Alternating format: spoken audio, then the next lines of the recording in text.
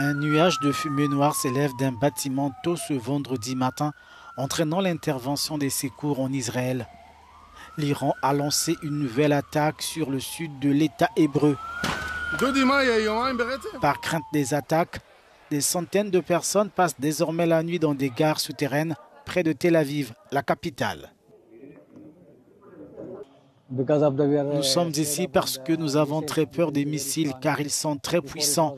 Ce n'était pas le cas auparavant, mais la situation n'est pas bonne car les missiles sont très puissants. C'est un problème, c'est très difficile et c'est pourquoi nous dormons ici. Mais alors que les missiles iraniens parviennent à contourner les défenses israéliennes, des alertes aériennes dans le pays obligent à se retrouver dans ces endroits de fortune. Malheureusement, après l'attentat de Petach Tikva, où des personnes ont été blessées même à l'intérieur de la salle sécurisée, j'ai décidé de dormir ici. J'espère que ce sera court et rapide. Mais si je dois passer une semaine de ma vie dans une gare pour que tout soit plus sûr, je suis prêt à le faire. Une semaine ou peut-être plus alors que la désescalade n'est toujours pas d'actualité. Mais Donald Trump considère qu'il y a encore une chance substantielle que les négociations permettent de répondre aux exigences américaines et israéliennes concernant le programme nucléaire iranien. Plusieurs immeubles résidentiels ont été endommagés et au moins 6 personnes blessées après une frappe de missiles iraniens dans le sud d'Israël vendredi matin, 20 juin. A déclaré l'agence de secours israélienne Magen David Adom, MDA. Des images et des photographies publiées par la MDA montraient des véhicules en feu et des débris éparpillés autour des bâtiments endommagés. Shafir Botner, directeur de l'école de paramédicaux de la MDA, a déclaré que les équipes d'intervention d'urgence recherchent actuellement des victimes dans les immeubles d'appartements touchés dans la région.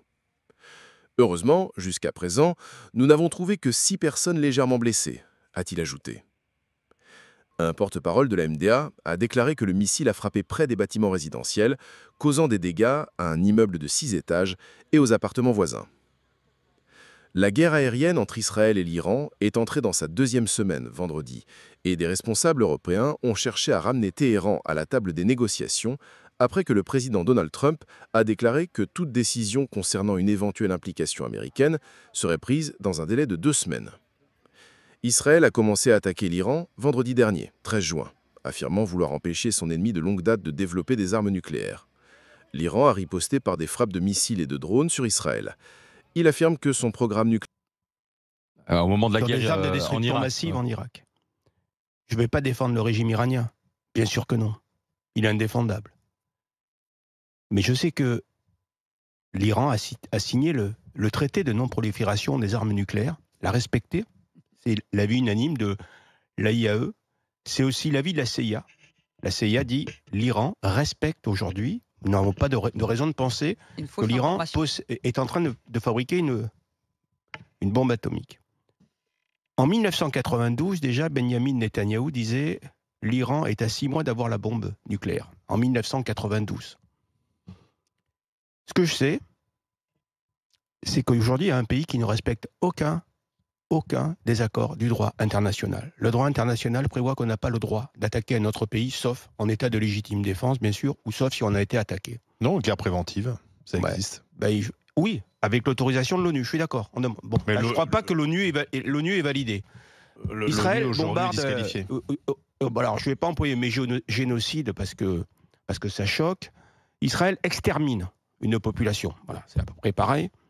Israël a bombardé la Syrie, a bombardé le Liban, a bombardé l'Iran. Pour se débarrasser des proxys iraniens. Non, ça c'est la propagande. C'est la propagande. Non, ne m'accuse pas de reprendre la propagande. Moi, je suis journaliste. Moi, je dis un citoyen, tu as des opinions. Moi, je donne des faits. Je donne aujourd'hui des faits. Aujourd'hui, rien ne prouve que l'Iran n'a pas de bombe atomique. Moi, je vous dis une chose. opinion. Moi, je vous dis une chose. C'est pas des faits. Je vous dis une chose. Défendez qui vous voulez. C'est votre problème. C'est votre problème avec votre conscience, parce que l'histoire parlera. Donc, défendez qui vous voulez avec votre conscience, mais l'histoire vous regardera et des milliers, des dizaines, dizaines ou des centaines de milliers de morts vous regarderont. Il faudra l'assumer un jour. Il faudra l'assumer, votre absence de courage face à la vérité. Il faudra l'assumer. Non, je défends pas ça. Les dirigeants du Hamas. Ce que je défends, ce sont les... Ce que je défends, c'est le million de morts qu'il y a en Irak. Ce sont des... Ah ben non, je ne regrette le Hezbollah. Mais c'est pas le... Israël n'est pas le gendarme du monde. Israël n'est pas le gendarme du monde. Israël se défend. Ils n'ont pas une délégation pour être le gendarme du monde. Et la France ferait la même chose si elle était attaquée. La France était grande. La France était grande au plan international qu'elle avait une voix qui détonnait avec les États-Unis. Je pense que le problème des Iraniens, c'est de détruire leur gouvernement qui est horrible. Je suis d'accord avec vous. Mais à vouloir détruire quelque chose comme on l'a fait en Irak, on peut créer un monstre plus grand derrière. Ça crée Daesh, ça crée un monstre beaucoup plus grand. Donc après l'Iran, après cette guerre, de toute façon les Israéliens sont déjà dans cette guerre à travers Israël. Après cette guerre, personne ne sait ce qui se passera dans le monde. Personne ne sait. Le risque est trop grand. Et moi, c'est pas parce que Benyamin Netanyahou, aujourd'hui, qui est sous un mandat d'arrêt international et qui sait très bien, même dans son propre pays, que s'il perd le pouvoir, il va directement en tôle. C'est pas parce que ce mec veut éviter la prison qu'on va tuer des millions de personnes sur la planète. C'est tout ce que j'ai à dire. Zora. Moi, je pense que les États-Unis, s'ils rentrent en guerre contre l'Iran, c'est une catastrophe. Première chose. Deuxième chose, je pense que les États-Unis règlent des comptes avec l'Iran et qu'ils n'en ont rien à foutre d'Israël. Déjà, ils ne viennent pas prêter main forte à Israël. Deuxième chose, quant à la prolifération du nucléaire en Iran, c'est un fait avéré. C'est pas un mensonge, c'est pas une fake news. La UIA, il y a 6 jours, a dit que l'Iran... La UIA, c'est l'ONU. Ça pourrait être aussi pour des armes défensives et pas forcément. Le développement de l'uranium n'est pas forcément pour créer une bombe. La UIA a dit que l'Iran ne respectait pas ses obligations. Le seul pays aujourd'hui qui possède une bombe nucléaire au-delà de tout accord international, c'est Israël. Et le seul pays qui l'a utilisé. On a bien compris que ton problème, c'est Israël. Le seul pays qui l'a utilisé, c'est les États-Unis et qui donne des leçons à tout le monde, alors que eux l'ont utilisé. On a bien compris qu'Israël était une obsession. Comme le rappelait hier Olivier Truchot. Tu veux pas me sortir le couplet? Oui, mais comme le rappelait hier Olivier Truchot, j'ai dit qu'il était obsédé par Israël. Je suis obsédé par les morts d'innocents. Même en Israël, même en Israël, ça me touche. Il y en a eu 500 000 en Syrie cachés dans des stations de métro pour éviter les Si le travail nucléaire iranien était clair, il ne serait pas dissimulé dans des cavités de 100 mètres de profondeur.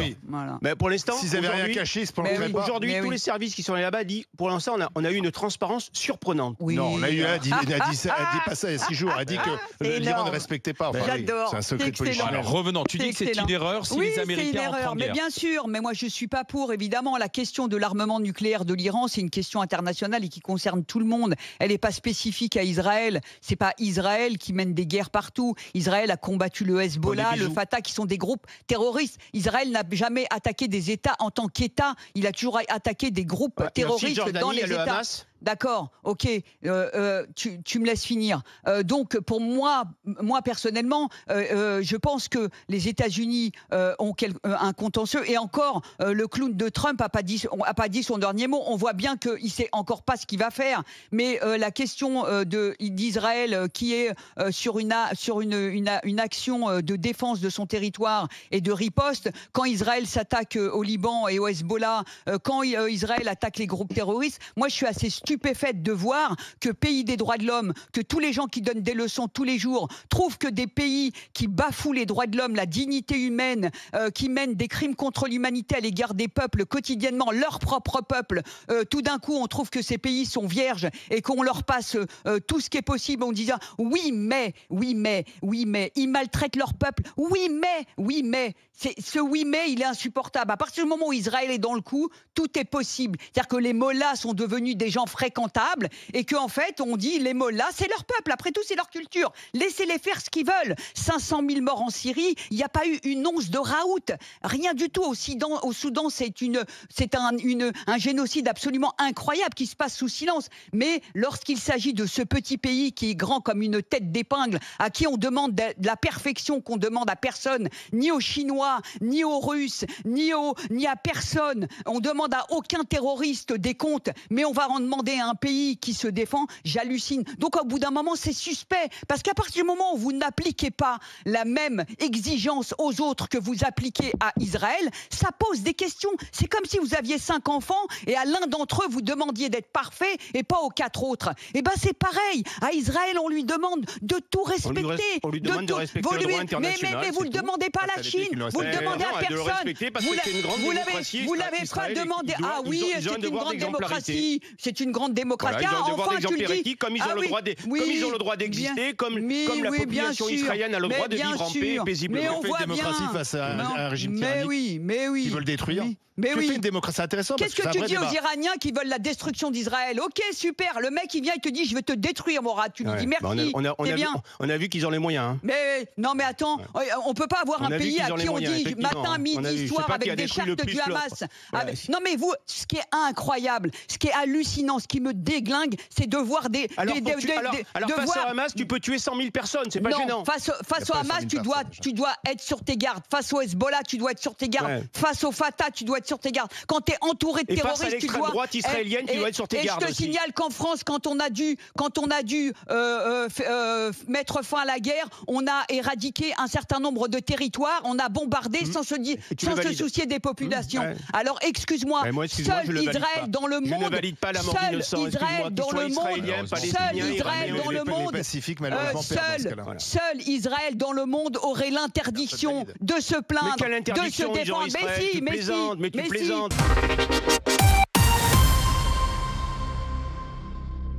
Monsieur le ministre, 1 an et demi que Macron promet la reconnaissance de l'État palestinien sans agir. Mais il ne l'aura pas fallu un jour pour proposer de soutenir militairement Israël, car chasser le soutien inconditionnel, il revient au galop. Pourtant, quel que soit ce que l'on pense du régime de Khamenei, que l'on a toujours condamné, le droit international est clair. L'Iran est l'agressé et Israël l'agresseur. Comme le rappelle l'ancien ambassadeur de France en Israël et aux États-Unis, Monsieur Barrot, c'est la première fois que la diplomatie française confond guerre préventive et droit à se défendre. À ce stade, il est urgent que vous changiez de métier. Netanyahou a tué 408 personnes en Iran. Il est aussi responsable, et je le dis, de la mort de 13 citoyens israéliens. Je l'assume, c'est sa responsabilité. Ni Netanyahou, ni Khamenei, et l'appel du mouvement Femmes, Vie, Liberté. Car quand des jeunes sont pendus à l'aube, le régime des mollahs est le seul responsable. Mais quand des hôpitaux sont bombardés et que des enfants meurent sous les décombres, c'est Netanyahou qui les a tués. Depuis 4 jours, un balai de négationnistes se précipite sur les plateaux pour dire qu'il faudrait remercier le gouvernement israélien qui affame 2 millions de personnes enfermées, qui s'acharne sur les Gazaouis tellement fort que leurs restes tiennent dans des sacs plastiques. Plutôt mourir! Quel esprit malade peut encore croire que la démocratie se cache dans ce gouvernement? Il y a 20 ans, des propagandistes de votre genre squattaient déjà les plateaux télé et vociféraient qu'il fallait soutenir l'invasion de l'Irak par les États-Unis au nom des armes de destruction massive qui n'existaient pas plus alors que la bombe atomique iranienne n'existe aujourd'hui. Et ce sont les services américains qui le disent. C'est l'honneur de la France d'avoir refusé de tacher ses mains du sang de millions de morts d'Irakiens qui ont suivi. Aujourd'hui, vous voulez précipiter des centaines de millions de personnes dans l'abîme. Vous nous faites honte. Votre gouvernement est transitoire. Le siège de la France au Conseil des Nations Unies est permanent. Merci beaucoup. La parole est à présent à Monsieur Jean-Noël Barrot, ministre de l'Europe et des Affaires étrangères. Madame la Présidente, Mesdames et Messieurs les députés, Madame la députée, la première de toutes les choses, c'est que nous n'avons ni soutenu ni participé à ces opérations israéliennes. Et depuis les premières heures, nous appelons à la retenue, à la désescalade, à la préservation des civils, à l'arrêt des frappes de toutes parts. Parce que nous considérons qu'il n'y a pas de solution militaire au problème du nucléaire iranien. Ça n'est pas une déclaration qui date d'hier ou d'avant-hier. Nous le disons depuis des mois et des années avec régularité et avec constance. Maintenant, Madame la députée, vous vous faites l'avocat du régime iranien. Faut-il rappeler, Madame la députée, que le régime iranien dispose de capacités nucléaires et balistiques susceptibles de toucher le territoire européen? Faut-il rappeler que le régime iranien a soutenu tous les groupes terroristes, qu'il s'est félicité de l'attentat du 7 octobre suite auquel 50 de nos compatriotes ont perdu la vie? Faut-il rappeler que le régime iranien a livré des centaines de missiles et des milliers de drones à la Russie, qui encore hier soir a agressé l'Ukraine avec une violence et une cruauté sans limite? Faut-il rappeler que le régime iranien retient otage nos deux compatriotes, Cécile Kohler, Jacques Paris, dans des conditions indignes, assimilables à de la torture. Tout cela, Madame la députée, tout cela, on peut très bien le dire, tout en ne détournant pas le regard de ce qui se passe à Gaza. Il y a eu aujourd'hui 51 Palestiniens affamés cherchant à venir s'approvisionner en aide alimentaire qui ont été tués par les tirs des forces israéliennes. C'est inadmissible, c'est inqualifiable. Merci et nous continuerons de le dénoncer. Merci beaucoup. Et tout à fait, Raphaël, nous sommes rendus à Holon, à Ramat Gan et à Beersheva, l'hôpital dont Luc Lacroix vient de décrire l'atmosphère si particulière tout à l'heure. C'est donc le sud du pays qui a été touché et le centre de Tel Aviv qui s'est réveillé ce matin aux alentours de 7 heures avec le bruit des bombardements, avec aussi des alertes très imminentes puisque les missiles qui ont été utilisés selon l'Iran seraient des missiles hypersoniques et donc beaucoup plus rapides et plus difficiles à intercepter. Les dégâts matériels sur les différents lieux de frappe où nous avons pu nous rendre étaient assez importants. Des bâtiments entiers éventrés. À l'hôpital de Beersheva, tout un étage qui a été détruit par les frappes. Et comme on a pu l'entendre dans le reportage, par chance, il avait été évacué la veille et il n'était qu'à 50% de ses capacités selon un médecin avec lequel j'ai pu parler.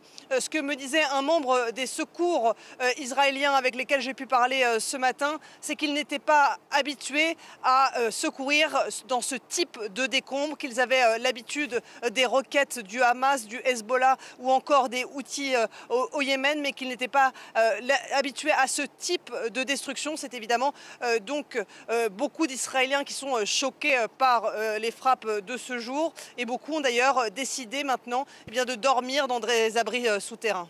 Beaucoup de dirigeants israéliens se sont rendus, eux, à l'hôpital de Beersheva aujourd'hui. Oui, le président Isaac Herzog, le Premier ministre Benjamin Netanyahou, qui a indiqué ce midi lorsqu'il était sur place que Israël allait débarrasser l'Iran de l'arme nucléaire et de ses missiles. On a pu voir de très nombreux ministres, le ministre de la Santé, le ministre de l'Énergie, des Affaires étrangères, et j'ai pu m'entretenir avec l'un des porte-parole du ministre des Affaires étrangères. Je vous propose de l'écouter. C'est une attaque assez importante qui a touché un hôpital. C'est le premier établissement de cette importance touché ici en Israël. D'autres l'ont été, ainsi que des habitations civiles, mais rien de comparable à un hôpital. Et vous savez, les missiles iraniens sont très précis. Frapper un hôpital est donc une déclaration de la part des Iraniens et nous y répondrons.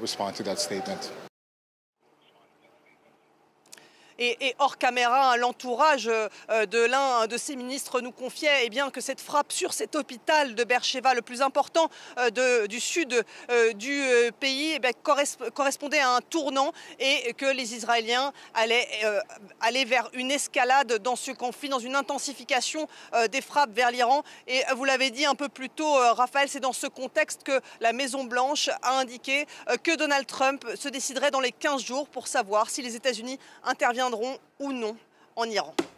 Alors que les bombardements israéliens se poursuivent en Iran, la Russie a mis en garde jeudi les États-Unis contre toute participation dans ce conflit.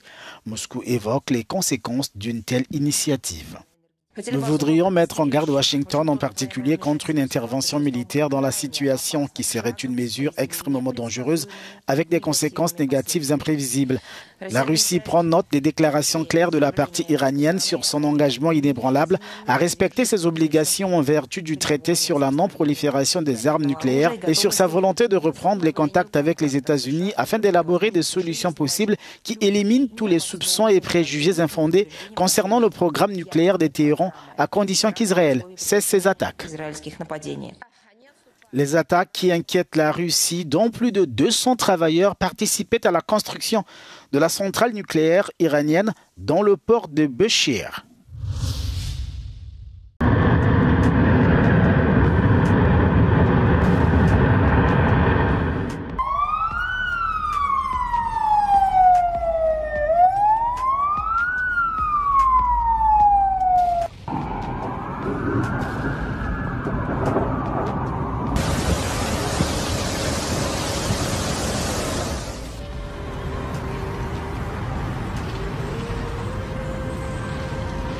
La ligne d'horizon de Jérusalem s'est illuminée comme jamais auparavant alors que le dôme de fer israélien interceptait vague après vague de missiles iraniens pendant que la fumée s'élevait depuis plusieurs points d'impact à travers la ville. Ce qui avait commencé comme une frappe préventive pour stopper les ambitions nucléaires de l'Iran s'est transformé en conflit le plus dévastateur entre ces deux nations de toute leur histoire. Les victimes se comptent désormais par centaines et des quartiers entiers ont été réduits en poussière.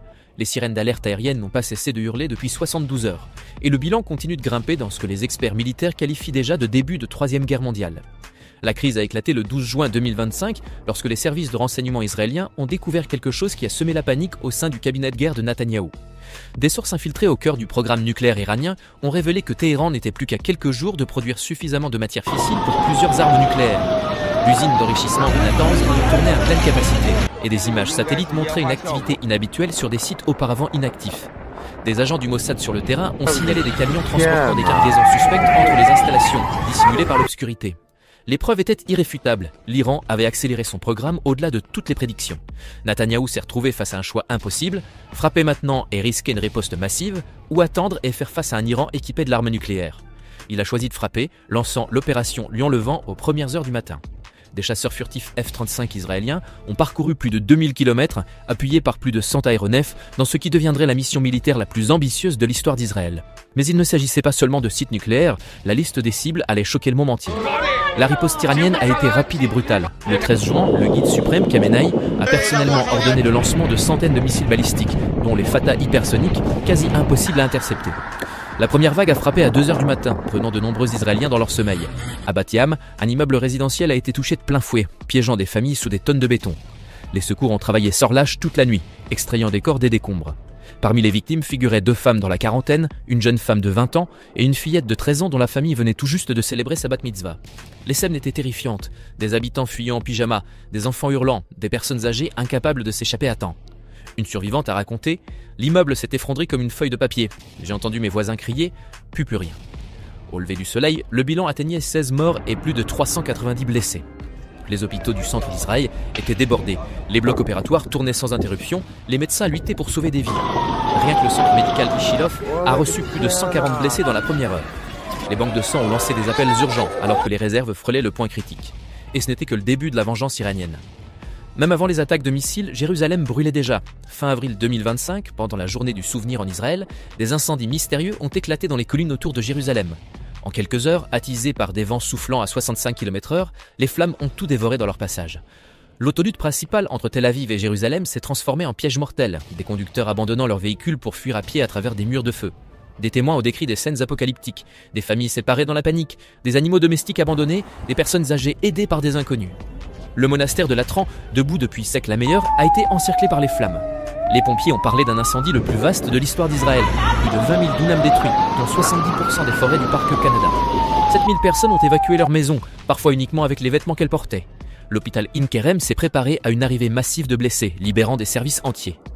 Les enquêteurs ont découvert plusieurs points d'origine des feux, suggérant un incendie criminel coordonné. Les réseaux sociaux ont explosé de messages d'extrémistes célébrant les flammes. Un d'eux a même été arrêté pour avoir écrit que Dieu devait attiser le feu en guise de vengeance. Des caméras de surveillance ont capté des individus suspects près de plusieurs foyers d'incendie. Le timing n'avait rien du hasard. Quelqu'un voulait voir Jérusalem partir en fumée le jour où Israël pleurait ses soldats tombés. La guerre psychologique avait commencé bien avant le lancement du premier missile. Mais le véritable enfer ne faisait que commencer. Les récits humains qui émergent de ce conflit sont bouleversants, au-delà des mots. Barbara Steinmetz, une survivante de la Shoah âgée de 88 ans, ayant fui l'Europe il y a des décennies, s'est retrouvée une fois de plus à fuir ceux qui voulaient sa mort. Elle fait partie des 15 victimes d'une attaque incendiaire survenue à Boulder, dans le Colorado, où un homme d'origine égyptienne a pris pour cible une marche de solidarité en faveur des otages israéliens à l'aide d'un lance-flamme artisanal. « Je croyais avoir laissé cette haine derrière moi en Europe », a-t-elle murmuré depuis son lit d'hôpital, le corps brûlé à 30%. À Tamra, une ville palestino-israélienne, 4 membres d'une même famille ont été écrasés lorsqu'un missile iranien a pulvérisé leur immeuble. Les secouristes ont passé 18 heures à fouiller les décombres, guidés par les cris étouffés d'un enfant piégé. Quand ils ont enfin atteint Yasmine, 6 ans, elle serrait toujours son ours en peluche. Ses jambes étaient broignées, mais elle était vivante. Ses parents et sa sœur, eux, n'ont pas survécu. Le traumatisme psychologique est impossible à mesurer. Des enfants qui n'osent plus dormir, des parents qui montent la garde à la fenêtre, des personnes âgées replongées dans des souvenirs qu'elles pensaient enfouis. Une psychologue de Tel Aviv a rapporté avoir traité plus de 100 patients en seulement 3 jours, beaucoup souffrant de stress post-traumatique aigu. Les groupes de soutien débordent de témoignages, cauchemars, crises de panique, peur de sortir de chez soi. Les lignes d'aide au suicide signalent une hausse de 400% des appels. Mais les chiffres ne racontent qu'une partie de l'histoire. 230 000 déplacés, des milliers de blessés et, derrière chaque statistique, une vie brisée, une famille détruite. Et pourtant, ces drames personnels allaient devenir les pions d'un jeu bien plus vaste. La réaction du président Trump a glacé le monde entier. Dans un post menaçant, publié sur Truth Social à 3h du matin, heure de Washington, il a appelé 300 000 habitants de Téhéran à évacuer immédiatement, affirmant que les services américains savaient exactement où se cachait le guide suprême Khamenei. « On sait où tu es, et on sait ce que tu prépares. Rends-toi maintenant ou subis des conséquences comme l'histoire n'en a jamais connu. » Le message était accompagné d'images satellites avec des cercles rouges pointant des bâtiments spécifiques à Téhéran. En quelques heures, la panique s'est emparée de la capitale iranienne. Des embouteillages monstres se sont formés, des stations essence ont été à sec, les distributeurs automatiques vidés. Le message était limpide, l'Amérique était prête à s'impliquer directement dans le conflit. Dans les coulisses, le Pentagone a révélé des images satellites montrant des mouvements navals massifs dans le golfe Persique. 3 groupes aéronavaux convergeaient vers les eaux iraniennes. Des bombardiers B-52 avaient été déployés sur l'île de Diego Garcia. Des unités de forces spéciales étaient en alerte dans plusieurs pays. L'ultimatum de Trump donnait 48 heures à l'Iran de cesser toute attaque et de démanteler son programme nucléaire. Sinon, l'anéantissement total de l'infrastructure militaire iranienne.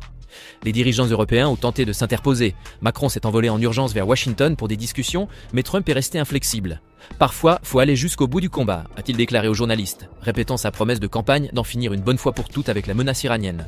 Des fuites des services de renseignement ont suggéré que Trump envisageait des options qui rendaient les planificateurs militaires nerveux, y compris des frappes nucléaires tactiques sur les bunkers renforcés de l'Iran.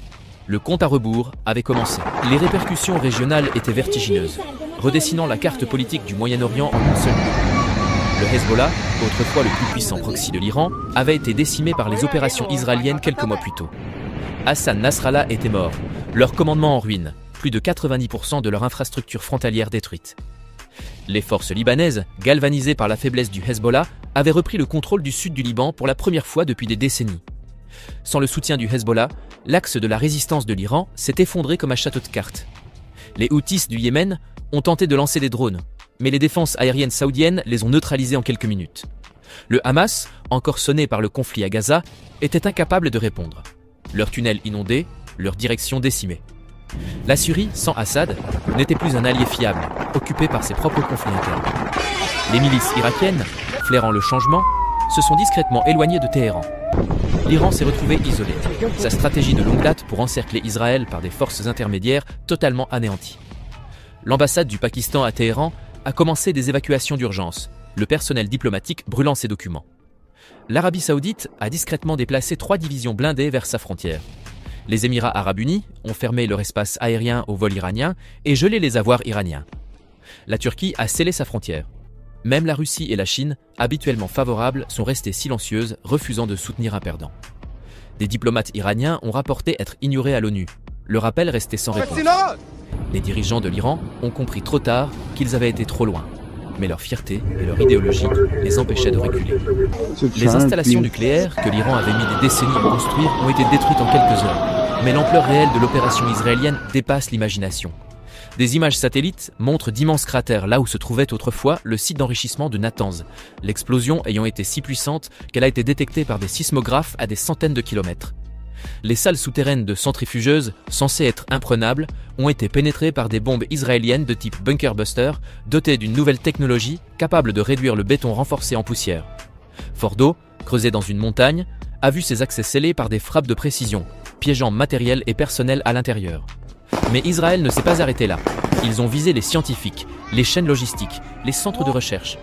Le chef du nucléaire iranien a été éliminé dans son bureau à Téhéran par un drone ayant traversé sa fenêtre. Le complexe militaire de Parchin, soupçonné d'abriter des recherches sur les armes, a été réduit à un tas de ruines fumantes.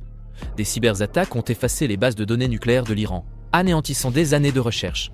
Des commandos israéliens, dans des opérations qui deviendront légendaires, ont infiltré l'Iran pour poser des explosifs dans des sites que les satellites ne pouvaient pas localiser. Ils ont éliminé 17 des meilleurs scientifiques nucléaires en une seule nuit.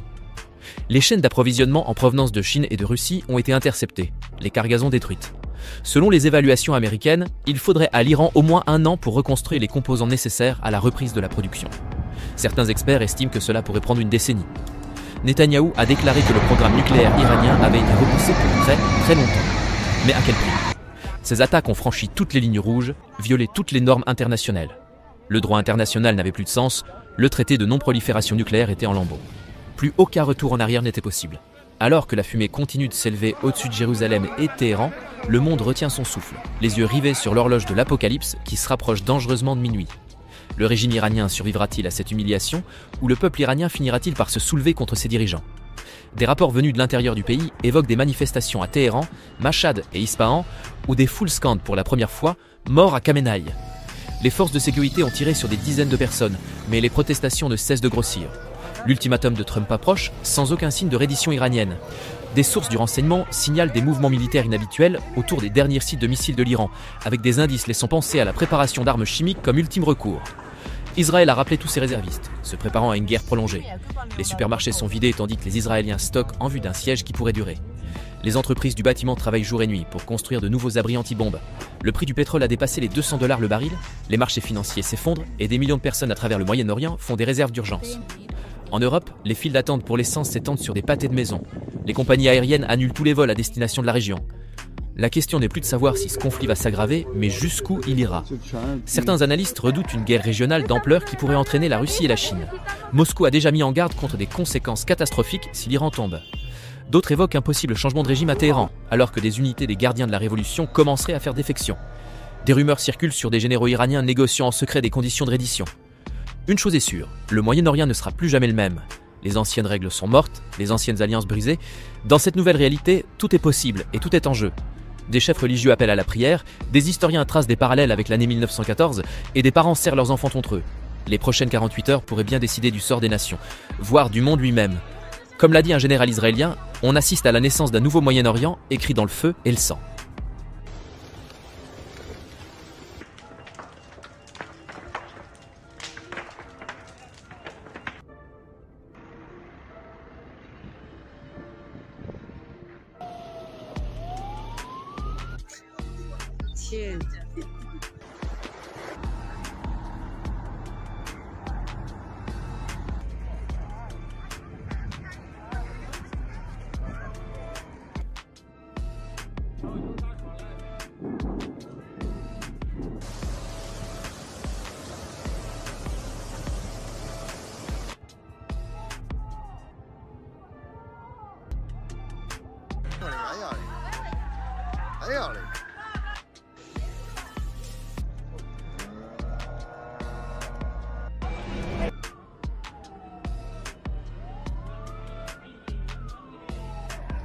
Estamos en el barrio Bellavista, necesitamos ayuda, necesitamos...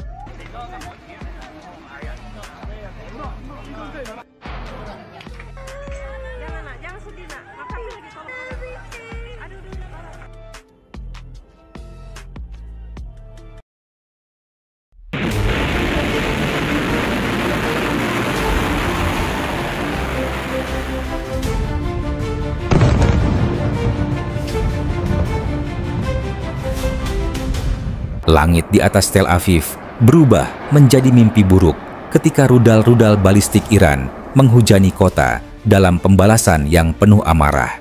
Sirene-sirene meraung di sepanjang jalan, tetapi bagi banyak orang, peringatan itu datang terlalu lambat. Ledakan pertama menghancurkan cakrawala ikonis kota, menyemburkan asap dan puing-puing ke udara.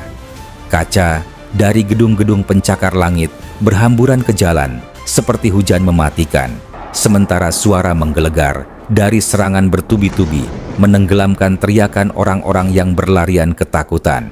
Layanan darurat bergegas dalam kekacauan. Lampu-lampu darurat mereka nyaris tak menembus asap tebal yang menyengat. Bangunan-bangunan yang dulunya menjadi simbol modernitas Israel kini berubah menjadi puing-puing yang membara. Ini bukan sekadar serangan, ini adalah pesan yang ditulis dengan api dan baja. Pembalasan Iran telah tiba dengan kekuatan yang menghancurkan.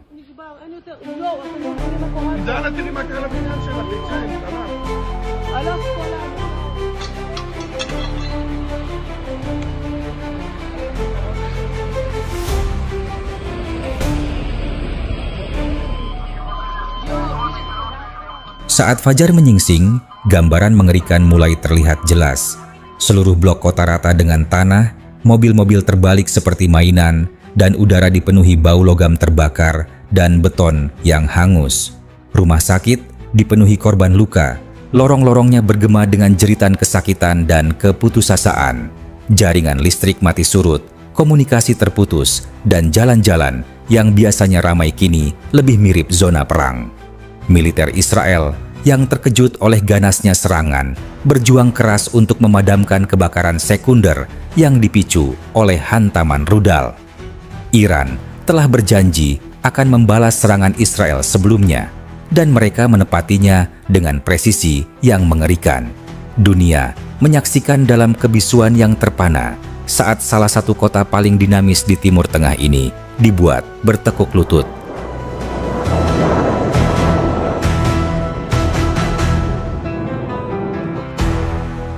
Rudal-rudal yang menghantam Tel Aviv bukanlah proyektil biasa. Mereka adalah puncak dari investasi Iran selama puluhan tahun dalam teknologi balistik. Dirancang untuk menghindari pertahanan musuh dan menghantam target di wilayah lawan dengan dalam. Senjata-senjata ini merupakan ancaman serius yang mampu mengubah wajah perang regional.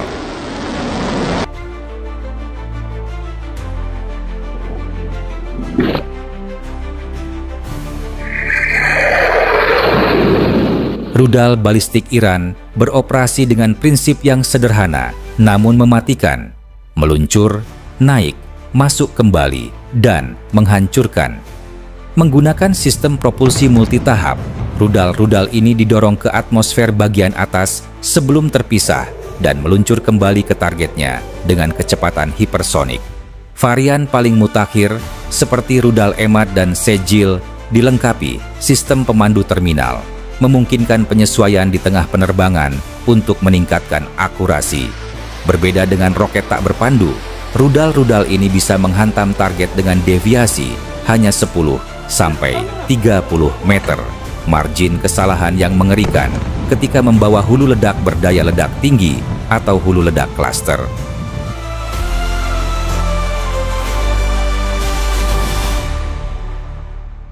Jangkauan dan daya hancur.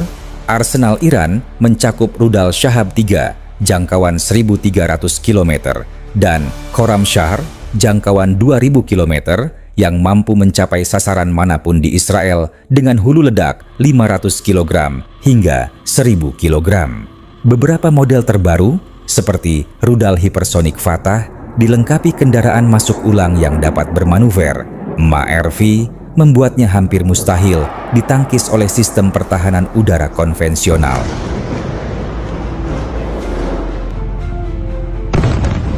Strategi serangan massal.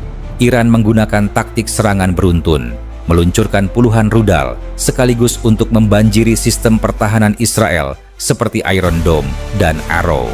Bahkan, jika 70% diantaranya berhasil ditangkis, 30% sisanya tetap bisa menimbulkan kerusakan dahsyat.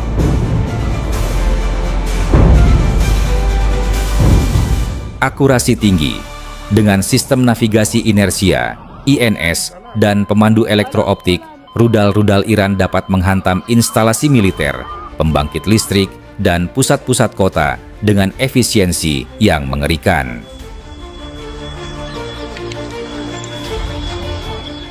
Pengecoh pertahanan. Untuk mengelabui radar, beberapa rudal dilengkapi umpan dan sistem pengacau sinyal, semakin mempersulit upaya penangkalan.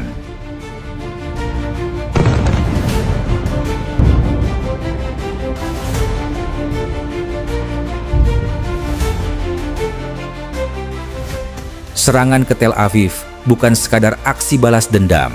Ini adalah demonstrasi kemampuan Iran dalam memproyeksikan kekuatan di seluruh Timur Tengah. Dengan setiap uji coba rudal baru, Tehran semakin mendekati kesempurnaan senjata yang bisa membuat pertahanan tradisional tak berguna.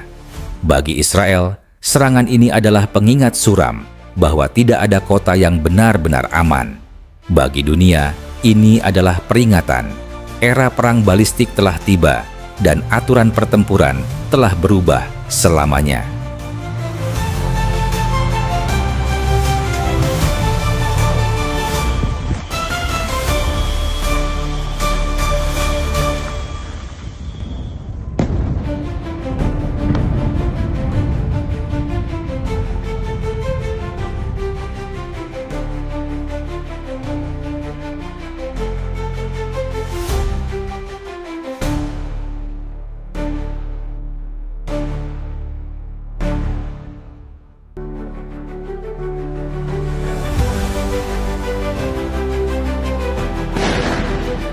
Konten ini dibuat semata-mata untuk tujuan edukasi dan informasi. Konten ini dimaksudkan untuk memberikan wawasan berdasarkan data terverifikasi, sumber yang kredibel, dan analisis yang cermat. Tujuan kami adalah untuk menumbuhkan pemahaman yang lebih mendalam tentang teknologi militer modern dan kejadian terkini, bukan untuk mempromosikan atau mendukung segala bentuk konflik, propaganda, atau agenda politik. Kami sangat menentang penyebaran misinformasi dan berita palsu. Setiap informasi yang disajikan telah bersumber dengan cermat dari referensi yang dapat diandalkan dan tersedia untuk umum. Kami mendorong pemirsa untuk mendekati topik dengan pemikiran kritis dan menghormati semua pihak yang terlibat, dengan tetap berfokus pada berbagi pengetahuan dan diskusi terbuka.